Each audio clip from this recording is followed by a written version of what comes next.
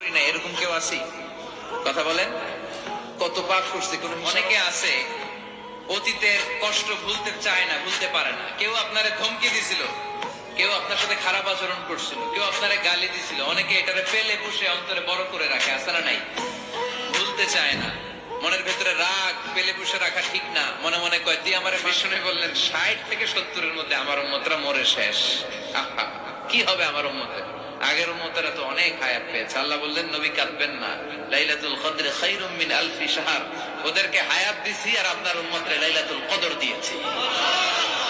ও নবী কাঁদবেন না, চিন্তিত হবেন না, বিষণ্ণ হবেন না, ফ্রাস্ট্রেশনে ভুগবেন না। তাদেরকে হায়াত দিয়েছি বেশি, কদর দেই নাই। আপনার উম্মতকে হায়াত দিয়েছি কম, এটা ঠিক, কিন্তু কদর দিয়েছি যেই কদরের রাত 1000 মাসের চেয়েও সেরা। শান্তি যদি চান অলওয়েজ পড়বেন আলহামদুলিল্লাহ। কি পড়বেন? টাকা যার বেশি টেনশন তার বেশি। সাধারণত টাকা যার বেশি রোগ তার বেশি, টাকা যার বেশি শান্তি তার কম।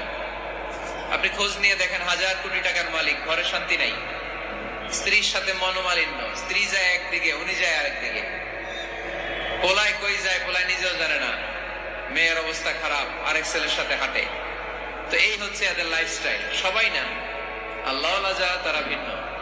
রাতে এদের ঘুম হয় না, অনেকগুলো ঘুমের ট্যাবলেট খেয়ে ঘুমাতে হয়, ঘুম আসে না, ঘুম আসে না। কিন্তু রিক্সাওয়ালা, কুলিওয়ালা, দিনমজুর, এদের রোগ বালাই আছে? কথা বলেন। খাওয়ার সমস্যা আছে, ঘুমের সমস্যা আছে, শুইলেই ঘুম। বিশ্বনবী জুমার